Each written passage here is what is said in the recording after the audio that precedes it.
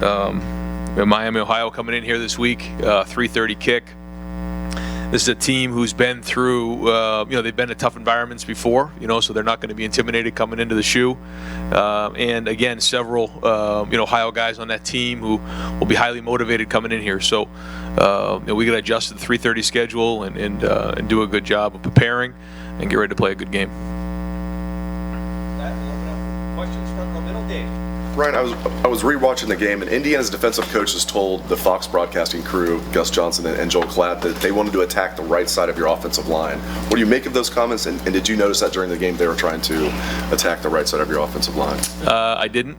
I think, Brandon Bowen and Wyatt Davis are two of the better linemen in the country, and so it's not something really even noticed all that much during the game. I think they did bring, when we were into the boundary that side, some corner blitz a few times, but for the most part they were lining up in their defense and playing their defense. But I think anytime there's somebody in there who's untested, like Brandon, hasn't really played a bunch of tackle, then they want to find out what you're made of, and why it's getting more and more film out there for people to look at. But I think they're answering the test. Hey Ryan, after starting the season the way you did, how difficult is it to keep your guys on task and keep pushing them to get better? I mean, they played so well against obviously overmatched opponents. Yeah, I mean, we played well, but we didn't play great. We played hard, we played tough, but we have so many things to clean up. And when you watch the film, it's actually really frustrating to watch. There's so many things we could be cleaning up there. So, the coaches are working at it. We started that on Sunday and making sure we started addressing some of those issues. But it was the same thing when we started a couple weeks ago. And it was all about, don't worry about what people are saying. I don't know how much respect we had throughout the country coming into the season, but we said ignore the noise. Well, it's the same thing now. Just because we won a couple of games hasn't changed anything for us, and so we need to stay focused on right now. And we do have some momentum going right now, but we got to keep that going, and that's incumbent upon the coaches and the leaders to make sure that we stay focused and we don't get distracted. Right behind Bill. Ryan, when you were thinking about, I guess maybe the framework of what you wanted your defense to look like, how much of your own successes and failures as an offensive play caller, things that worked well against you and things that didn't work well, informed those decisions? Well, I think that you watch a lot of film and you see different people play, and each week it's thousands and thousands of clips of film, and then you go into a game plan and you have different ideas, and you go up in some of the best coordinators in the country, in this league and some of the leagues that I've been in, and you just try to figure out what the trends are moving forward. And I think what we're doing right now is right where we need to be. You can see a lot of teams are kind of going down this road right now. But again, when it came down to it, you look at who you have, you look at your 4-down front, because we recruited well up front there, with Larry and the guys he's got. And then combine that with stopping the run, which Greg and Larry and Al and those guys doing a great job of. When you match that in with Jeff's background of zone coverage, man-to-man, zone pressures, all those different things that he has in his background, I think that gives us an edge. And that's schematic. But at the end of the day, that's not really what we're doing a great job. To me, it's that we're playing tough. We're playing hard. We're tackling well. We're running to the ball. We're playing with good emotion. Because again, watching the film, there's so many things to clean up, and you can overcome a bunch of that stuff with effort and with toughness, and that's what we're doing right now. But if we want to get to where we need to get, we're going to have to make sure we clean up a lot of these things. When you're watching film of opponents, or you're in that room back there drawing stuff up on the whiteboard, is there any common thread among the defenses you face that give you the most trouble, or going into that week it's going to be like you're going to get a good test? Is there any commonality among those defenses?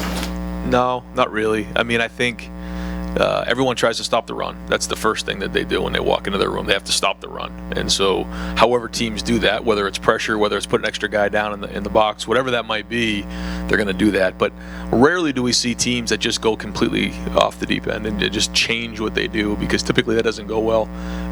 There's a lot of spring practices, a lot of preseason practices, where guys are getting a lot of reps in that defense. And if you start changing that, or you start going to a blitz that you've never seen before, and all of a sudden you get looks you haven't practiced. That's when you can get hurt. So that's why you build that foundation in the spring, you build that foundation in the preseason, and you go back to it. Now, how can we change up the look that's simple for us but difficult for the defense? That's the key to coaching.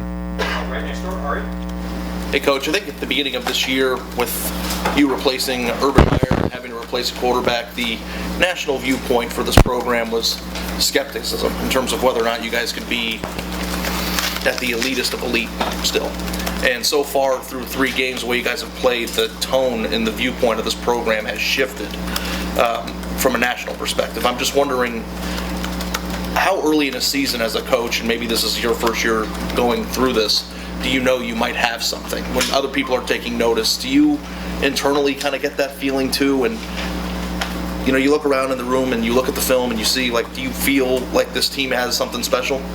I've felt that for a little while now, yeah, and I've talked to the team about that. I think we can be great. We're nowhere near where we need to be, but we can be. We have the ability, we have the talent, we have the leadership, but if we want to get to where we want to go, we have to take it 1 week at a time. And again, I know it's cliche, but we keep talking about you just have to do a great job today. And today's a really hard Tuesday practice. And if we train the way we train, then Saturdays will take care of themselves. If we stay focused, if we don't get distracted, those type of things. But it's the same thing. It's the same people, you know, I'm sure, who had those doubts early on, and now, you know, they're excited about what they see, and that's great, but that has nothing to do with us. You know, this is about the way we go to work every day, and we have to just stay focused on our jobs. When you look at the position you're in, and I know there's probably not a lot of time for reflecting, but there are so many different routes in coaching to get to this point, to get to the highest point in college football, being a head coach. Do you ever look at the roster, do you ever look at the film, do you ever look at the room and go, this is my first year and look what I'm in charge of, and like feel, I don't know, thankful that you are in this position and to be able to, you know, lead a team that's this good this soon in your career? Yeah, I mean, I think you always are. I think that now is not the time for that. You're just so immersed in what you're doing, and you know, obviously extremely grateful to have this opportunity. But to be around the coaching staff I'm around, and the type of people is what makes it special. And this is obviously a special place. And I think right now, you know, the culture's strong. And what we're doing right now is exciting in terms of guys are playing hard. There's great energy and you know, recruiting throughout the team. You know, guys are playing hard. We're getting a lot of guys on the field. We're developing some of the youth in the program, and so we got to keep building on it. But it's as we all know, we have to produce each week. It's a performance-based business, and we have to bring it this week. Otherwise, you know, that all goes down the tube. So challenge is to continue what we're doing right now. Far left, Lori. Coach, kind of jumping off Ari's question about when do you know what your team is? When do you start getting a good idea of what your opponents are without, like, going back to, say, a true freshman quarterback's high school film? Is this the time of year where you're starting to get your arms around what you're going to see on Saturday ahead of Saturday? A little bit. You know, you're starting to get more and more film out there, so you're getting a better idea based on what their foundation is, and you know they're going to have adjustments in game, but every game it gets a little easier to be able to recognize what they're doing. But yeah, I don't think you truly know what a team is until you get towards mid-season. You know, guys start making adjustments, guys make changes, personnel, schematically, whatever that is, to adjust their team, and that's college football. So I think as we start getting into the next few games, then you know, teams start to solidify themselves. Since you talked about getting an idea early on that this team had the capability of being something special, what was it that gave you that sense? Just day to day, the type of people that are here, the type of kids that are here, their work ethic, the way that they motivate each other, the way they work in the weight room, you know, academically, you know, all phases. You know, they're the kind of kids that you know, you want your family to be around, you want your son to be around. There's great role models, and you know, my son goes into that locker room, and they're great kids to be around, and there's a lot to be said for that. Right, Austin. Ryan, one of the first things you said after the game was, you know, Justin left some yards on the field, and he acknowledged that as well. When you reviewed it on film, what was causing that? Well, there's a lot that goes into it, and again, it's experience. You know, we talked about that going in, that you know, we've won handily here a couple games, but still, you know, the experience of playing quarterback still doesn't have a whole bunch under his belt, and so you know, it's one thing to do it in practice, another thing to do it in a game, and the more reps you have under your belt, the more comfortable you are. And you know, going back and looking at the film on 2 of those throws, I mean, he had a guy right in his face. He did. On the long one to Chris, he had a guy coming right on his arm. And then the touchdown that he missed to Austin, same thing. There was a guy right in his face. So, there's a lot that goes with that. We got to clean up the protection. We got to clean up the throws. He's going to have to make throws. And he gets hurried and he gets pressured. He gets hit. But overall, he's managing the game well. And, just keep watching the film and learning from it. So much of it is experience at quarterback. He referenced setting his feet some. If somebody's barreling down on your face, maybe that's hard. But how do you guys work on that? How do you correct that issue? Well, in practice, what we do is we typically have somebody who's there. So it's not just you're out in open space. It's very, very different for a quarterback, like when he's on 7-on-7 coming up in high school or even in practice, when there's nobody around you and you're throwing a football.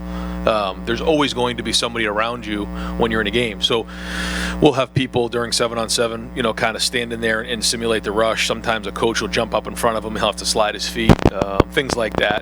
Sometimes in the drills, we'll throw different bags at his feet to make him feel that presence of a body right there. And again, he's come a long way, but we're continually building on that. But again, I think where he is right now is light years ahead of where I thought he'd be. So we'll just keep working those drills, and the more he feels comfortable, the better he'll be. Second row right, Tony. Ryan, I'm not sure how much college football you watched this weekend. You guys probably got home a little bit earlier than we did Saturday. But there were quite a few mistakes late in games that cost teams the opportunity to win. I'm wondering, how much time do you guys spend on creating awareness, building awareness, and teaching guys on the field, off the field about those late games situations? We do a lot of it in the preseason and then in the spring. Preseason, we do a bunch of situations where we talk that through and all the different things. Fridays are typically a really good time for us to do that in walkthroughs, where we'll go through these different situations and go through the plays that we would call in those type of situations. Mike and Kevin are really on top of the game.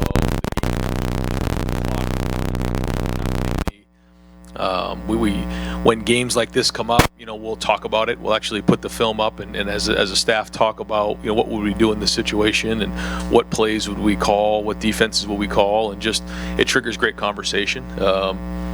And so, I think you can overdo it sometimes with those situations, and become distracted, but you got to have your plan ready to roll, and you got to have great communication, and those decisions should already be made before you go into the game. Third row left, Dan. Ryan, you've had some freshmen who have already played 3 games now. How much over the next couple weeks do you have to have conversations about, which of these guys should we redshirt and which of these guys should we keep playing all year? Yeah, that conversation is going to be happening pretty soon. And, these guys came here to play, and so we want to play with depth, and we want these guys to play. And so, when in doubt, we're probably going to play them if we think that they can help us this season and really create depth. If we think it's a situation where, we're already 3 deep at one position, he's probably not going to get on the field other than, maybe at the end of a game, then we probably won't. We'll try to be really smart about that. We wouldn't want to burn anybody's red shirt, but at the same time, the more experience they get this year, the better they'll be next year. It's kind of your philosophy on that. I know Urban Meyer's philosophy was we really don't redshirt unless we have to. Kind of what's your philosophy on, whether a guy should redshirt, whether that's beneficial for them? Yeah, I think that when you say we're going to redshirt this person, they almost start to lose hope a little bit. Like, okay, I guess I'm not playing this year, and so we don't like to do that. However, with this new 4-game rule, it allows the opportunity to get these guys in the field to figure out, can they help us this year? And if they can't, we want to play them.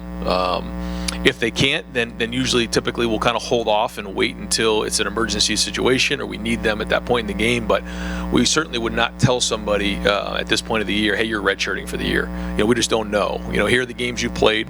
If we put you back in a game, it's because you can really help us win a game or 2 or 3. And then we'll kind of just make the decisions as they come up. Front row middle, Joe.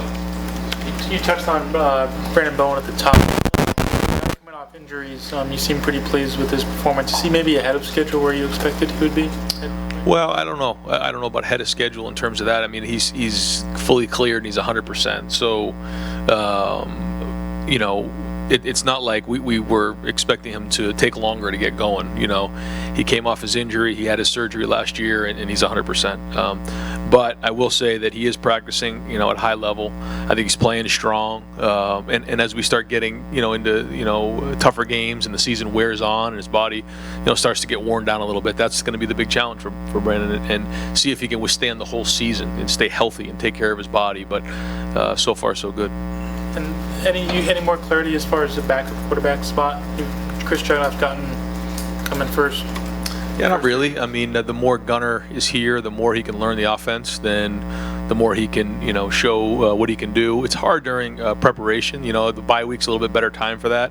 We can't really, you know, let those guys compete, and they kind of split reps with the twos because we're trying to get the starter ready. But the more that Gunner can learn the offense and feel comfortable with the terminology, the reads, the progressions, the protections, the better off he'll be. So no change right now, but he's learning more and more. Front row left, Nathan. You mentioned Justin being light years beyond where you thought he would be. You meant that just mechanically, and what needed to be fixed there?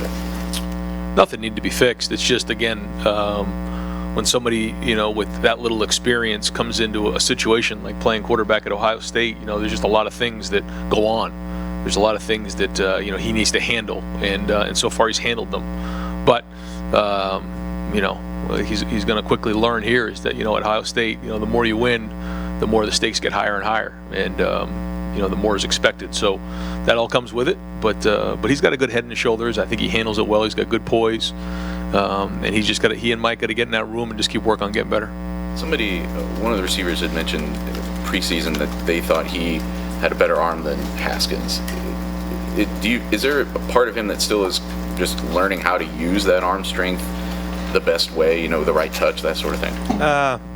It's hard to compare. I mean, arm strength is like saying, you know, who hits the longest drive. You know, it's not really something that's that important. I mean, if somebody has significant, you know, arm strength issues, that becomes a problem. But for the most part, it's how quick can the ball get out, how accurate can you be, can you anticipate, can you throw with touch, those type of things. And Justin has as strong as arm as he needs. And now it's just, again, seeing the reads. And the more comfortable you are with your feet, the more comfortable you are with your reads, your progressions, protections, all those things, and just seeing the coverage, the better off he's going to be. Yeah, you kind of took my question. You knew Justin was very talented. Is there something that there's just no way you could have known that he has pleasantly surprised you or alternately concerned you? No, not really. No, I mean, I think when you look at the way he approaches his work, you know, he handles it like a pro in terms of knowing when he steps on the field. You know, he can take a meeting to a field. That's important for a quarterback. There's a lot of guys who are talented out there, but when you need to take, you know, 20 reps to run a play, that's not good. You know, we throw a lot of offense at him. I mean, we're doing a lot of things on offense right now, and you know, whether it's, you know, the spread stuff or the 12 stuff or under center or shotgun. I mean, I would say right now we're probably doing more stuff now overall than we've ever done, just in terms of, you know, variety. And so for him to be able to handle all that is strong. And you're playing a team this week that their coach even said on their conference call, if we were playing a recess game, you'd have the first 85 picks. I know that guarding against complacency is a major thing here. How do you do that this week? Well, I think you just get on the film and you've started off with, you know, what corrections need to be made, not only by your unit, but also by, you know, just personally. What do you need to work on this week to get better? And then nothing can change, you know, whether it's game 3, game 7, game 8, you know, human nature tells you to cut corners, tells you to change things, easy to get distracted, a lot of people in your ear.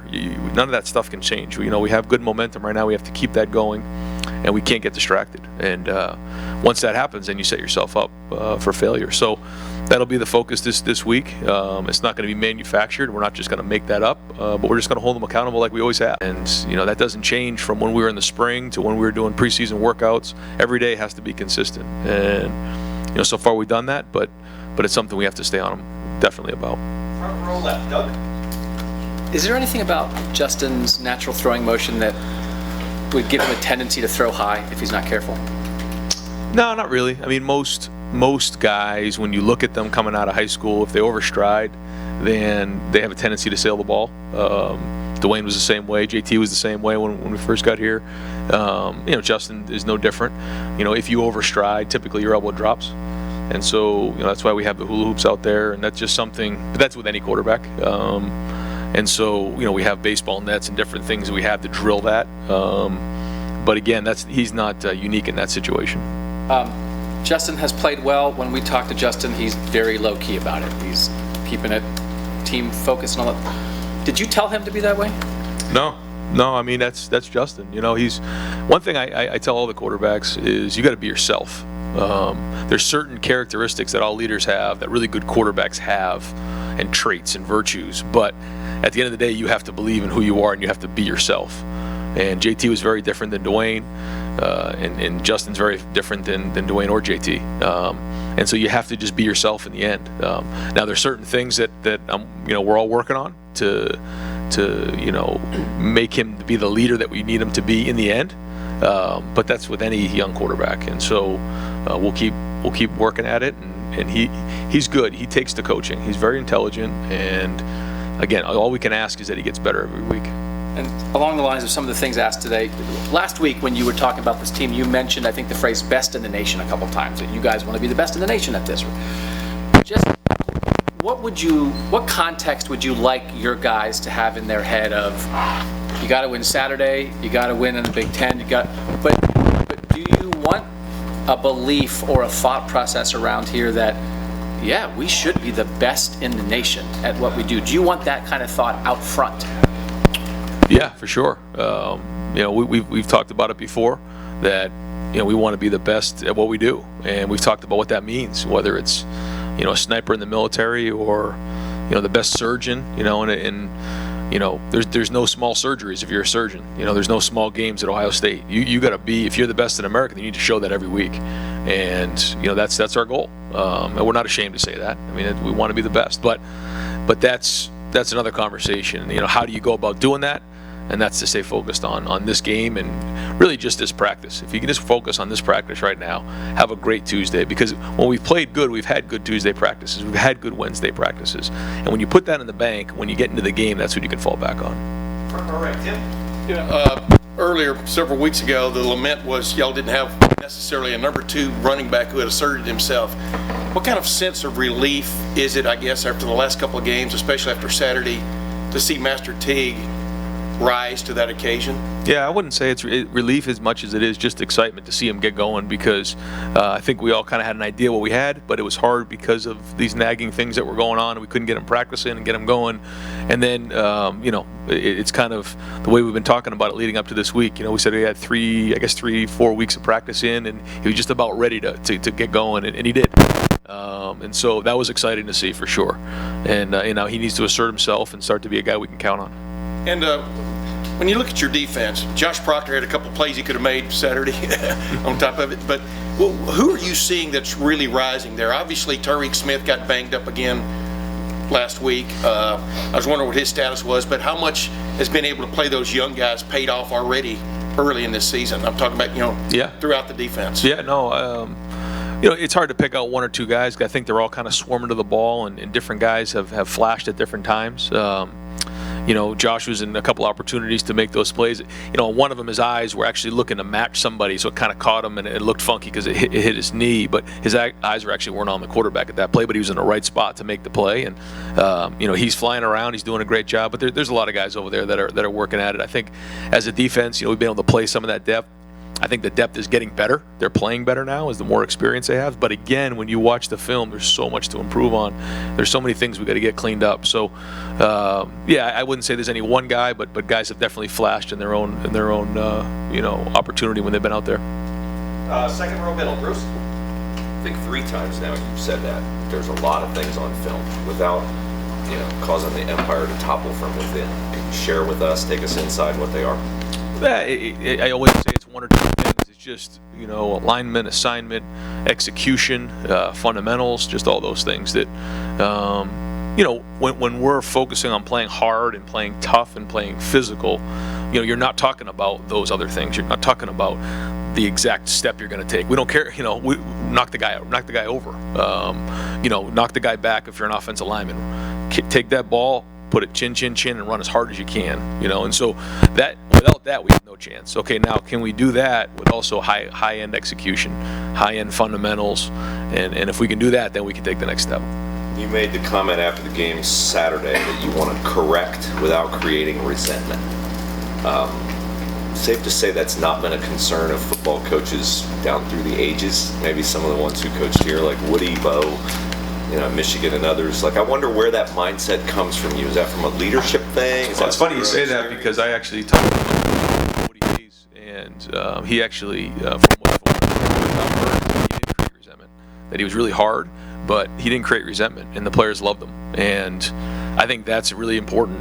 Is a great coach can make corrections, show someone where they need to improve, but then don't or make them feel like they're inferior because they made a mistake. If they're going really, really hard, here's how you become great, and that's really, really important. And with young kids, we have to keep them focused as well. That's part of this. But these guys are willing to go hard. And it just goes back to the whole thing about love. Do they fear you? Do they love you? And I think that right now our guys love us as coaches. We love them, and so that's healthy in my opinion. And so that's our goal this week: make those corrections, don't create any resentment, and keep it building. Bill alluded to Coach Martin's comment earlier about the recess, and you get the first 85 picks. I wonder if ever at New Hampshire or maybe Temple, can you think back on a time where you went into a game where it looked similarly unbalanced in that regard, and what's the mindset of the coaching staff when you were on that other side? Yeah, I've coached a couple different places, and all you'd really do when you look into a game is just trying to execute, and you don't worry so much about all that. I've been in that role before, but that has nothing to do with your team, your execution, your motivation, things like that. It's an opportunity, and every week's an opportunity, and so you look at it that way. And again, it ends up going back to your training. So as hard as you practice, as hard as you work, that's what you're going to come back to in the end, and how hard you prepare. And some of our guys on Friday night before the game, they're up in their room when I'm doing bed check, and they're going through their tips, they're going through their film, they're going through all those stuff to get themselves prepared.